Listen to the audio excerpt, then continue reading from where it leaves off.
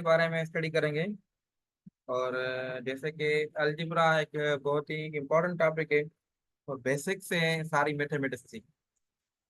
हाल तो हमने काफी चीजें अलजेब्रा की कवर भी की हैं। जैसे रेशो एंड प्रोपोर्शन में हमने क्या किया था, एक्स की वैल्यू मालूम की थी। ठीक है। तो इस लिहाज से अब कुछ बेसिक्स थे अलजेब्रा के, तो काफी स्टूडेंट मेडिकल के भी हैं।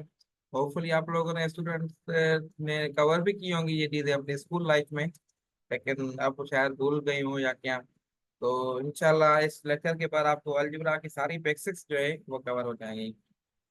अलजेब्रा की देखें, सबसे पहले अलजेब्रा का इस्तेमाल क्यों किया गया। ये अलजेब्रा जो है, पहले जो क्या होता था, नंबर्स की सिंपल जो अर्थमेटिक एडिशन सब्ट्रैक्शन और मल्टीप्लिकेशन डिवीजन होती थी नंबर्स की, जैसे 1 2 3 4 5 6 7। ये सारे नंबर्स हैं, मतलब नॉन नंबर्स हैं, हमें पता है कि कौन सा नंबर है। तो हमने क्या किया होगा, सपोज 5 + 7 है तो हमें पता है कि इसकी वैल्यू 5 है, इसकी वैल्यू 7 है। इन दोनों को ऐड करेंगे तो 12 हो जाएगा। फिर आगे आगे जैसे ही स्टडी होती गई, रिसर्च होती गई, तो हमें मसला हो गया कि अननोन नंबर्स भी कुछ होते हैं, उसको कैसे सॉल्व करें, जिनका कुछ पता ही नहीं कौन सा नंबर हो सकता है। ठीक है। अब इसका एग्जांपल देखें। अगर किसी के पास जो है 10 बुक्स है, ठीक है, और जो है 10 बुक्स हैं और ये 5 बंदे हैं, 5 बंदे हैं या स्टूडेंट्स हैं, उनमें डिस्ट्रीब्यूट करनी है। ठीक है, तो एक एक में कितनी आएगी। तो हमने ये कितनी आएगी, अननोन नंबर है ना, उसको पता नहीं है, तो उसको हमने किसी लेटर से रिप्लेस कर लिया। तो उसको रिप्लेस कर दिया लेटर से, तो 10/5 किया तो हमें एक्स की वैल्यू जो है क्या आ गई, 2 मिल गई। मतलब हर एक बंदे को 2 मिल गई। मतलब या फिर जो है कि एक सिंपल एडिशन हम करते हैं, 5 + x।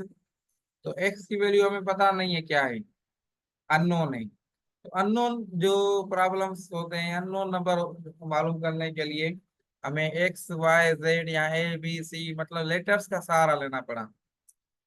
फिर जो है आगे जो है अलजेब्रा हमारे सामने आ गई। अलजेब्रा में कुछ बेसिक्स ये है कि एक होता है वेरिएबल, दूसरा होता है कोफिशिएंट और कांस्टेंट। एक होता है वेरिएबल, दूसरा होता है कांस्टेंट। इन दो चीजों में आपको जो है डिफरेंस जो है जरूर पता होना चाहिए, वेरिएबल और कांस्टेंट में क्या डिफरेंस है। अब वेरिएबल क्या है, वेरिएबल जैसे अल्फाज से ही आपको पता चल रहा है कि जो जिसकी वैल्यू जो है बार बार चेंज हो। ठीक है, हमेशा जो है इसकी वैल्यू जो है चेंज होती रहे। और कांस्टेंट क्या है, जिसकी वैल्यू चेंज ना हो,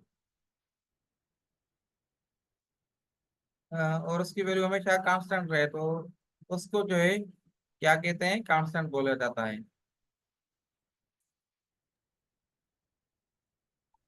अब इसका एग्जांपल, इसकी वैल्यू हमेशा सेम हो। एग्जांपल दें, अगर आप जो है आपकी कोई भी इनकम में सपोज करें, ठीक है, डेली बेसिस पे सेम इनकम है कि आपको डेली जो है आपको 1000 रुपीज जो है इनकम हो रही है। ठीक है, कोई भी सैलरी पर्सन है या कोई भी है, ठीक है, उसको या मंथली आप जो है 30K की इनकम उसकी फिक्स है। वो कुछ करे ना करे उसको फिक्स जो है उसकी इनकम आती रहेगी। या कोई जैसे हाउस के रेंट होते हैं, कोई भी किसी की प्रॉपर्टी है या एक मार्केट है, वहां से आपको जो है इनकम 30,000 जो है पर मंथ मिल रही है। तो एक ये वेरिएबल है। इसमें देखिए ये सॉरी, इसको मैं ऐड और भी करता हूँ, थोड़ा मैं बता दूं आपको। तो 30,000 रुपए की इनकम आपको हर महीने वहां से मिल रही है। और ये भी जो है दूसरा बंदा है, इसको भी 30,000 की इनकम हर महीने मिल रही है। ठीक है। अब इसने क्या किया, एक तो, उसमें एक अपनी शॉप भी खोल ली, शोरूम वगैरह खोल लिया, कुछ भी कर लिया, जिसको जो है 30,000 के साथ साथ कभी किसी महीने 20,000 मिलता है, किसी महीने 30,000 मिलता है, किसी महीने 40,000 मिलता है। तो मतलब इसकी हर मंथ जो इनकम जो है अब 60,000 हो गई किसी महीने, किसी महीने 70,000 हो गई, किसी महीने 80,000 हो गई। इस तरीके से उसकी इनकम हर महीने चेंज होती रहती है। और ये जो है जिसकी ये एक ही बस प्रॉपर्टी है और वो शॉप से जो रेंट वगैरह मिलता है या सैलरी पर्सन है, उसकी हर महीने 30K है, ना ये बढ़ रही है ना कम हो रही है। तो इसको हम कह सकते हैं कि इसकी जो सैलरी है या इनकम है ये कांस्टेंट है, हर महीने सेम हो। और इसकी जो इनकम है या सैलरी है या जो भी चीज है वो वेरिएबल है, मतलब चेंजिंग होती रहती है। तो जो जिसकी वैल्यू बार बार चेंज हो उसको हम वेरिएबल कहते हैं, जिसकी वैल्यू चेंज ना हो सेम हो उसको हम जो है कांस्टेंट कहते हैं। इसी केस में जैसे x+5, तो 5 की देखें, 5 जो है हमेशा सेम ही है ना। 5 कभी भी आप लिखेंगे उसकी वैल्यू 5 ही होगी ना, कभी भी आप लिखेंगे कहाँ पर भी लिखेंगे। तो आप अगर कहें ये 5 बंदे बैठे हुए हैं तो आपके जहन में होगा कि ये 5 बंदे हैं, ये 5 स्टूडेंट बैठे हैं, ये 5 गाड़ियां हैं, 5 मोटरसाइकिलें हैं, 5 घर हैं। तो आपके जहन में कैलकुलेशन उसकी वैल्यू पता है कि इसकी वैल्यू कितनी है, 5। अगर मैं आपको बोलूं कि ये इधर जो है एक्स बंदे बैठे हुए हैं, तो आप कहेंगे पता नहीं कितने, 2 हैं, 4 हैं, 10 हैं। या एक्स स्टूडेंट बैठे हुए हैं तो आपको अननोन नंबर होगा, मतलब एक्स की वैल्यू अननोन होगी, ठीक है। और ये वैल्यू कभी कभी इसकी 2 होगी, कभी इसकी 3 होगी, कभी 10 होगी, कभी 12 होगी। मतलब हर मरतबा एक्स की वैल्यू चेंज होगी, ऐसा ही है। तो इस लिहाज से जो 5 है, जिसकी वैल्यू सेम है उसको हमने कांस्टेंट का नाम दिया, और जिसकी वैल्यू चेंज होती रहती है उसको हमने वेरिएबल का नाम दिया। क्लियर है बात, बेसिक चीजें हैं। उसके बाद अलजीब्रा में कुछ चीजें और हैं, जैसे अगर मैं कोई भी नंबर लिखता हूँ 3x⁻²²। अब इस केस में आपको ये मालूम होना चाहिए कि इसमें बेस क्या है, वेरिएबल क्या है। इसका वेरिएबल एक्स है और इसका ये बेस जो है ये भी एक्स है, ठीक है। इसको जो है बेस कहा जाता है। और ये ऊपर जो 2 लिखा हुआ है, ऊपर जो भी नंबर होगा इसको जो है एक्सपोनेंट कहा जाता है, ठीक है। एक्सपोनेंट भी कहते हैं, या जो है पावर भी यूज किया जाता है, ठीक है। और ये जो उसके लेफ्ट साइड पे नंबर होगा, कोई भी नंबर होगा, इसको जो है क्या कहा जाएगा, कोफिशिएंट कहा जाएगा। तो ये तीनों चीजें आप कोफिशिएंट। नोट डाउन कर लें, ठीक है। तो आपको एक कोफिशिएंट, बेस और एक्सपोनेंट या पावर वगैरह ये चीजें आपको पता होना चाहिए। क्लियर है अब तक? अब आगे चलते हैं। उसके बाद इन नंबरों की, इन अलजेब्रा की एडिशन सब्ट्रैक्शन ये चीजें भी होती हैं। तो इससे पहले मैं आपको थोड़ा बुक की तरफ लेके जाऊं और मैं आपको थोड़ी इसकी वर्डिंग भी समझाऊं, तो वर्ड प्रॉब्लम को कैसे स्टडी करते हैं।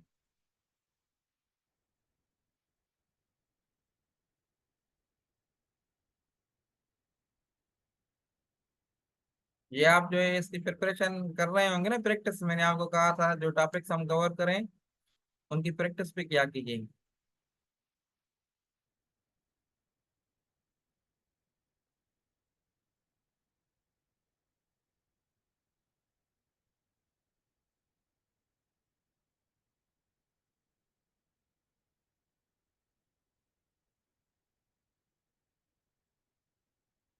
अच्छा, अगर जैसे ना वर्ड प्रॉब्लम जिसको सॉल्व करने में आपको जो है ना वर्ड प्रॉब्लम जो होते हैं उसमें आपको समझने के लिए कुछ टिप्स हैं, वो मैं आपको बताऊं।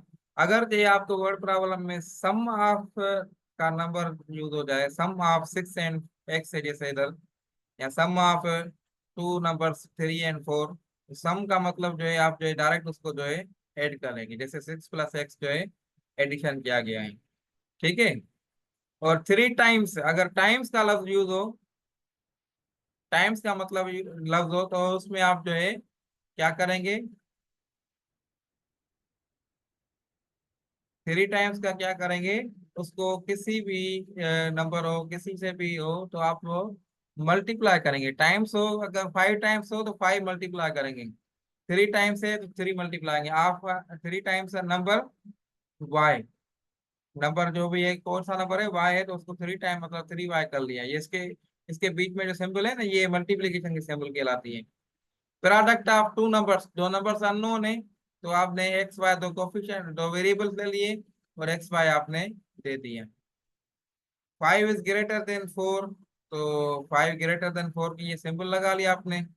Double of number x, double किया तो आपने उसको 2x का नाम दे दिया, तो ये डबल भी आपका हो जाएगा। बाकी चीजें जो है हम जो है इसकी वर्ड प्रॉब्लम को स्टडी करेंगे, तो इंशाल्लाह मैं आपको डिटेल से मैं आपको जो है वहां पे समझाऊंगा। आज जो है इनके ऑपरेशंस हम देखते हैं कि इसकी ऑपरेशंस कैसे होते हैं अलजेब्रा के, जैसे एडिशन सब्ट्रैक्शन बेसिक होती है, कुछ रूल्स है वो मैं आपको बता दूं। अलजेब्रा की जगह एडिशन जैसे वो कैसे होती है, तो एडिशन के लिए आप क्या करते हैं, 3x प्लस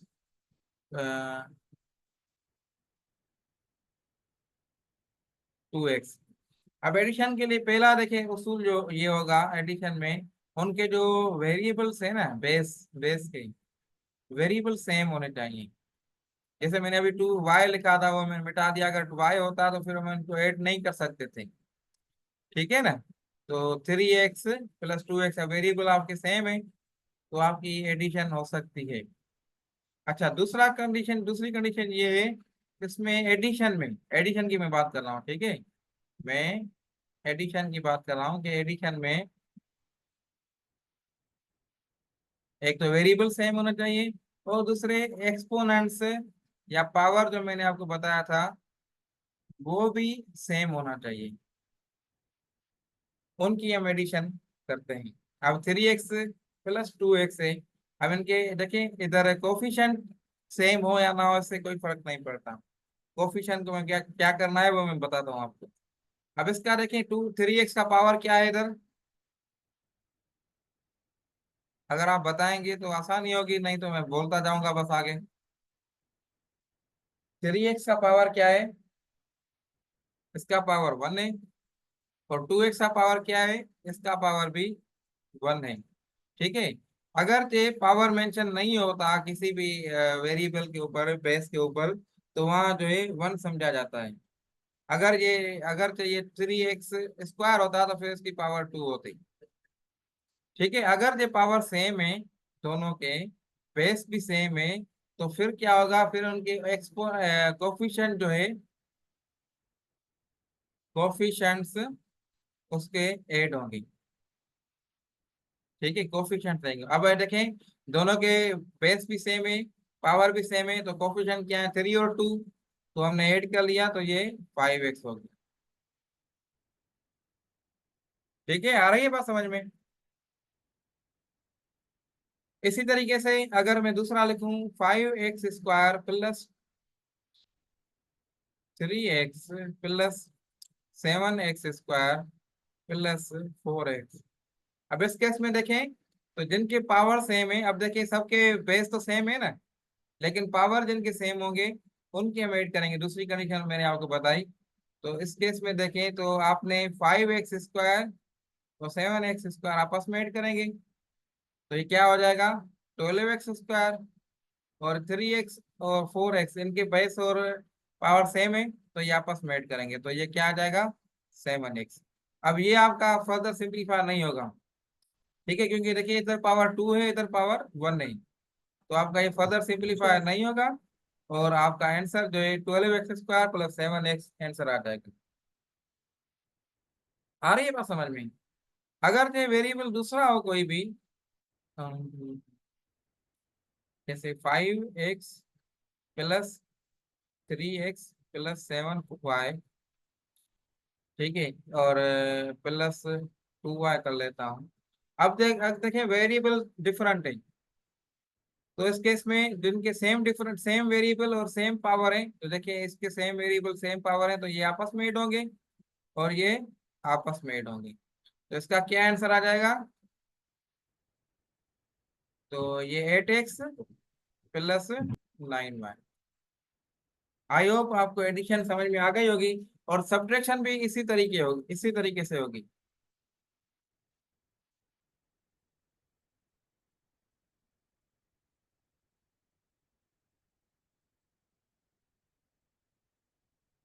ठीक है। अब सब्ट्रैक्शन में क्या होगा, सब्ट्रैक्शन में क्या चीजें ऐड करेंगे हम, सेम चीजें, जो वेरिएबल भी सेम होना चाहिए, एक्सपोनेंट और पावर भी सेम होना चाहिए, फिर कोफिशिएंट जो है या ऐड होंगे या जो है सब्ट्रैक्ट होंगे, जो उनकी सिंबल होंगी उस हिसाब से होंगे। अब एग्जांपल एक दो कराता हूँ मैं, फिर आगे मूव करते हैं हम। अब इस केस में देखें 3x, ठीक है, -2x। अब देखें ये वेरिएबल सेम है दोनों के, पावर भी सेम है, तो हम इनको क्या करेंगे, सब्ट्रैक्ट करेंगे। तो 3x -2, 3 - 2 क्या आ जाएगा, 1 आ जाएगा। तो हम 1 हम लिखते नहीं है, डायरेक्ट x लिखते हैं, तो ये आपका आंसर हो जाएगा। इसी तरीके से 5x² +3x -2x², तो इसका क्या जवाब होगा। अब देखें, जिनका बेस और पावर दोनों सेम होंगे तो वो आपस में करेंगे आप, तो ये बेस इसका पावर सेम है, इनका भी सेम है, लेकिन ये क्या है, सब्ट्रैक्शन है। तो 5 - 2 करेंगे तो क्या आ जाएगा, 3x², और ये +3x सेम रहेगा। आगे बात समझिए, ये बिल्कुल बेसिक है। मैं जो है तभी फास्ट जा रहा हूँ, ये चीजें आपको आ रही होंगी। अगर नहीं भी आ रही तो इस वीडियो को आप गौर से समझेंगे तो आपको कम समझ में आ जाएंगी। ओके, अगर वेरिएबल चेंज होगा, जैसे वाई का मैंने सर एकदम दिया था, अब दूसरा एक और भी करता हूँ मैं। तो 8y + 3y -7y + 2x - 4x। अब इसको सॉल्व करेंगे, सिंपलीफाई करेंगे। तो देखें, जो जिनके वेरिएबल सेम है, पावर सेम है, तो आपस में क्या करेंगे, वो करेंगे एडिशन सब्ट्रैक्शन। तो इसका क्या जवाब आएगा, 11y -4 7y, तो ये 4y हो जाएगा ऐसे ही। और इसी तरीके से ये 2x है, दोनों में सेम है, तो 2x -4x, तो ये -2x हो जाएगा। तो ये आपका आंसर हो जाएगा। क्लियर है एडिशन और सब्ट्रैक्शन, कोई कंफ्यूजन वगैरह है इसमें। ओके, सो अब हम जो है मल्टीप्लिकेशन की तरफ आते हैं।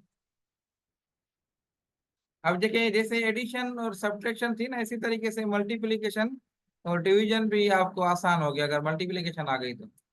इसमें जो है आपने क्या करना है, मल्टीप्लिकेशन में कोफिशिएंट्स जो हैं वो आपस में मल्टीप्लाई करेंगे, ठीक है, मल्टीप्लाई करेंगे, और एक्सपोनेंट्स या पावर्स वो आपस में ऐड या सब्ट्रैक्ट जो भी होंगे वो करेंगे, ठीक है।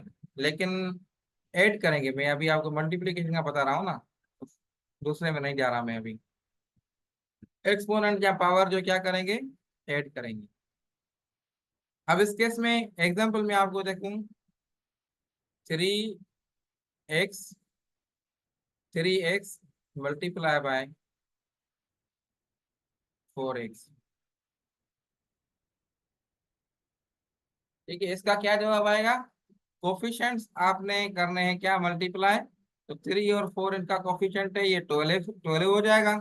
बेस आपका x हो जाएगा, और ये आपस में पावर से 1 1 है, तो ये 1 + 1 क्या आ जाएगा, 2 आ जाएगा। तो 12x² आपका जो है आंसर होगा। आसान है, समझ में आ रही है बात।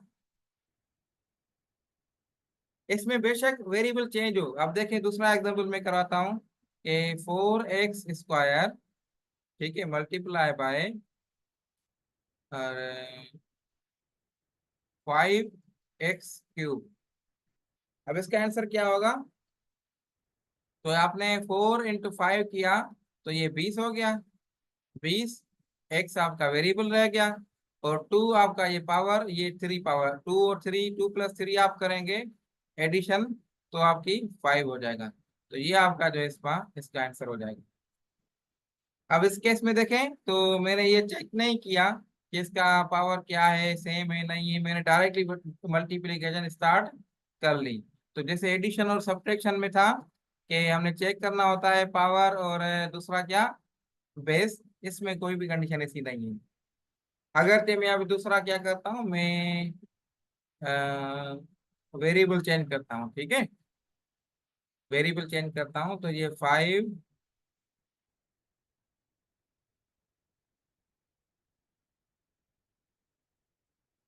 तो मैं वेरिएबल चेंज करके आपको बताता हूँ। 5x multiply by 3y।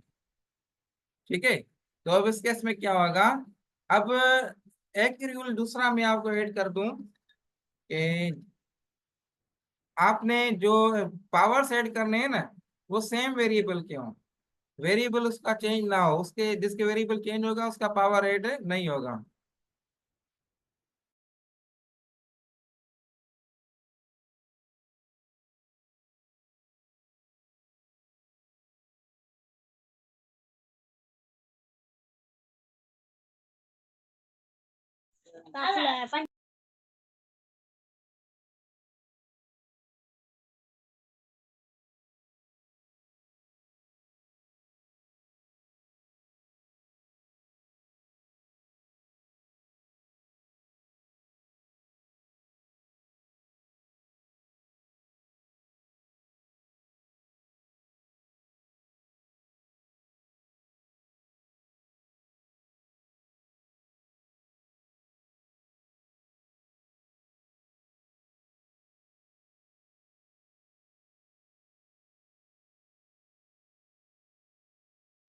ठीक है, तो अब इस केस में क्या है कि 5x इंटू 3y है ना, दोनों के आपने देखा कि क्या है, बेस चेंज है, वेरिएबल चेंज है, तो आपने इनकी पावर्स आपने ऐड नहीं करनी।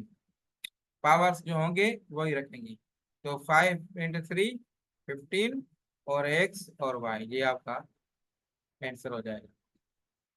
15 x y, ये आपका आंसर है।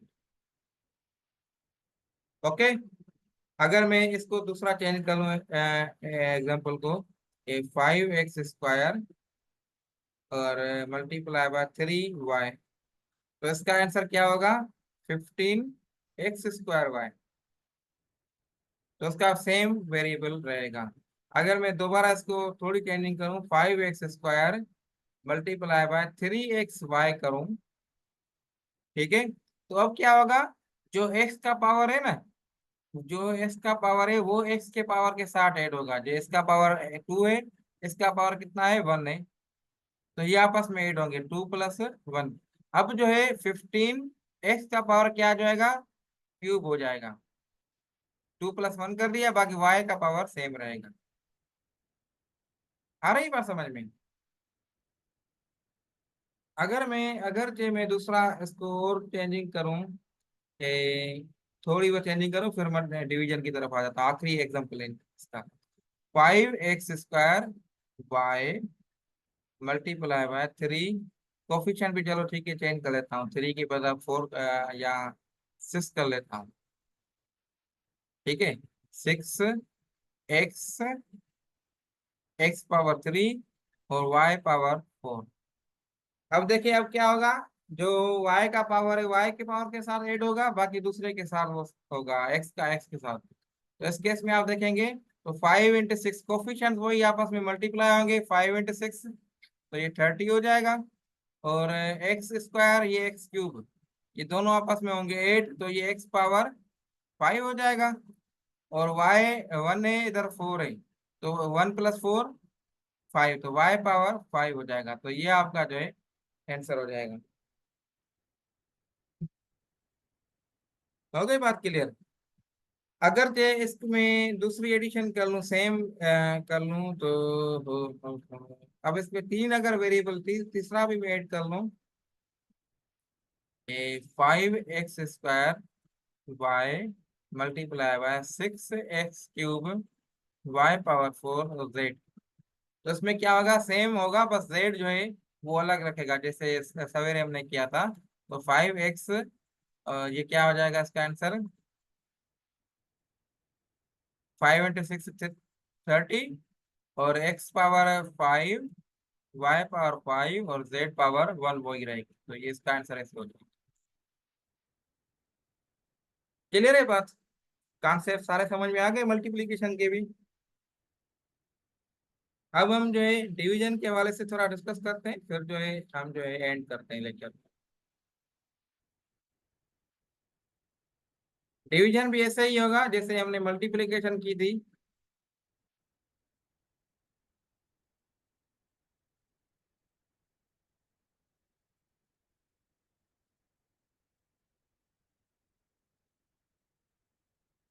ठीक है, अब डिवीजन में क्या होगा कि पावर जो है अगर डिवीजन में है तो ये फिर सब्ट्रैक्ट हो जाएगा।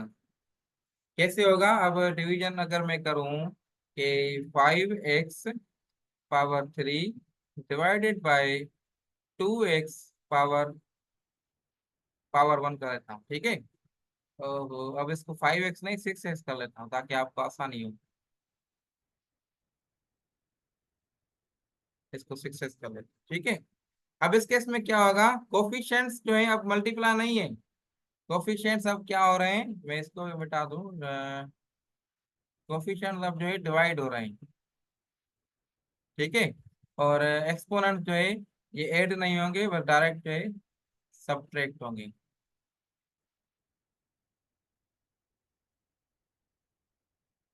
सब्ट्रैक्ट, ठीक है। और ये जो है आपका, ये आपका डिवीजन होगा। और ठीक है, अब जो है क्या होगा, कोफिशिएंट्स आप डिवाइड हो रहा है तो आप क्या करेंगे इसमें, 6 को डिवाइड करेंगे 2 से, क्या जवाब आएगा 3। आपने 3 लिख लिया। फिर वही तरीका, एक्स अब डिवीजन है ना, तो बेस आप एक्स रखेंगे। 3 - 1, इसमें 1 है, तो 3 - 1 करेंगे तो आपका 2 पावर आ जाएगा। तो ये आपका आंसर। आ रही बात समझ में? अगर दूसरा एग्जांपल मैं करूं कि 27 डिवाइडेड बाय 3x पावर 3। अब इस केस में देखें, 27 को डिवाइड किया 3 से तो 9, एक्स सेम रखा, 4 - 3 1, तो 9x इसका जो है आंसर आ गया। इसी तरीके से अगर हम आगे बढ़ते जाएं, तो अगर दूसरा वेरिएबल भी है तो इसी तरह जैसे मल्टीप्लिकेशन की थी हमने, ऐसे ही इसमें भी ऐसे होगा कि अगर ये आपको 6x³ डिवाइडेड बाय 2x है, तो आप वे वाई सेम रखेंगे क्योंकि वाई को डिवाइड नहीं किया ना। तो जिनके सेम वेरिएबल के पावर हम सेपरेट करेंगे, तो ये 6 आपका 3x² और वाई आपका आंसर हो जाएगा। ठीक है, आ रही बात समझ में? अगर के दूसरा एग्जांपल और करूं कि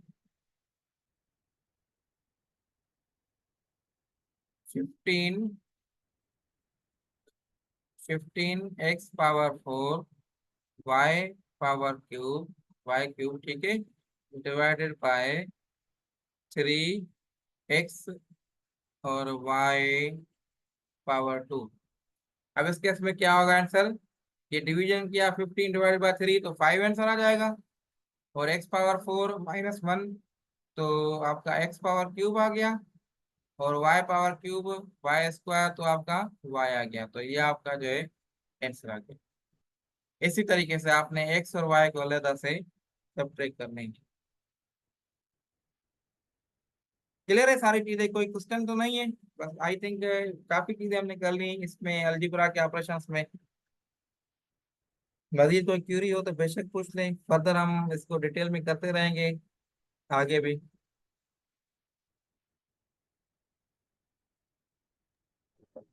सर अगर इसकी जगह 5/3 हो तो?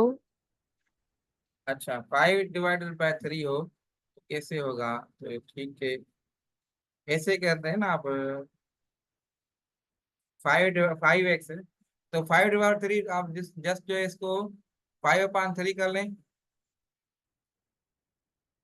ठीक है।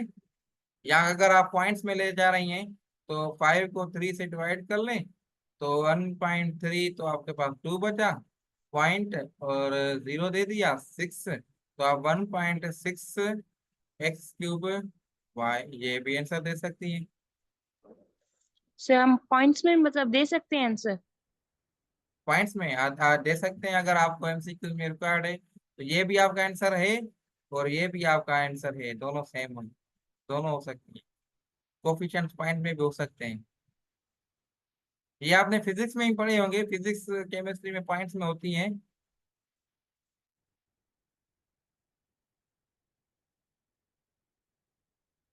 आ रही है बात समझ में, क्लियर है? ये मैं तो आसानी की वजह से ये 6 और 2 ले रहा था, अगर ये मैंने सवेरे जैसे 5 लिखा था ना, तो इधर में 5 अगर लिखता तो 5/2 होता, 5/2 x², तो ये आंसर होता। ये सर बात समझ में आ रही है। आ रही है ना? बस इस तरीके से आप जो इसको हल करेंगे। अच्छा, ये डिवीजन आपको ऐसे ही मिल रही है, ये फ्रैक्शंस में भी हमने पढ़ा था ना, फ्रैक्शंस भी डिवीजन के इक्वल है, तो आपको ऐसे भी क्वेश्चन मिल सकता है, 6x³ y/2x। ये आपने देखे भी होंगे, इसको आप सॉल्व करें तो ये सेम है, ये फ्रैक्शन की फॉर्म है, 6x³ y/2x। तो इसको आप सिंपल ऐसे ही करेंगे कि आपने ये 1 टाइम खत्म कर लिया, ये 3 टाइम हो गया, ये x खत्म हो गई, हम तो डायरेक्ट इधर कर लेते हैं, बस 2 हो गया, तो आपका 3x² इसका भी सेम आंसर हो गया जैसे हमने इधर किया था। अगर आपके पास 8x3/2x है, तो इसका क्या आंसर आ जाएगा? 4x²। अच्छा, अगर ये आपके पास ऐसे हो कि ये जैसे 8 और x/2x³ है, ऐसे हो तो फिर कैसे करेंगे? फिर आपका आंसर जो है ना, ये आपके कैसे होगा? 8 8 डिवाइडेड बाय 2 किया तो आपने 4 कर दिया, मैं डायरेक्ट कर लेता हूँ 4। ठीक है, अब 4x पावर, अब 1 - 3 है ना, तो 1 - 3 आपने किया, क्या आंसर आएगा इसका? 1 - 3 का -2 आंसर आएगा। तो आपने 4x - 2 पावर कर दिया। इसको आप ऐसे भी लिख सकती हैं, और ये 1/4x² भी लिख सकता है। आ रही बात समझ में? अगर ये दूसरी पॉइंट, अभी हमारे पास 3 मिनट है, मैं कोशिश करता हूँ आपको समझाऊं इसमें। अगर देखें x की पावर -1 है ऊपर, तो इसका जो है, हम जो है इसको नीचे लेके आते हैं, x/1/x कर देते हैं। ठीक है, अगर ये x की 3x पावर -7 है, तो इसका मतलब ये है 1/x पावर 3x पावर 7। अगर ये ऐसे है 1/x पावर -1, नीचे 1 ऐसे लिखा हुआ है, तो इसका आंसर x होगा। अगर ये लिखा हुआ है 1/2x पावर -3, तो इसका आंसर जो है 3x³ होगा। ये चीजें आगे आगे जैसे वक्त गुजरता जाएगा तो मैं आपको और क्लियर समझाना चाहूंगा डिटेल में। आज बेसिक्स था, उम्मीद है कि ये सारी चीजें क्लियर हो गई होंगी।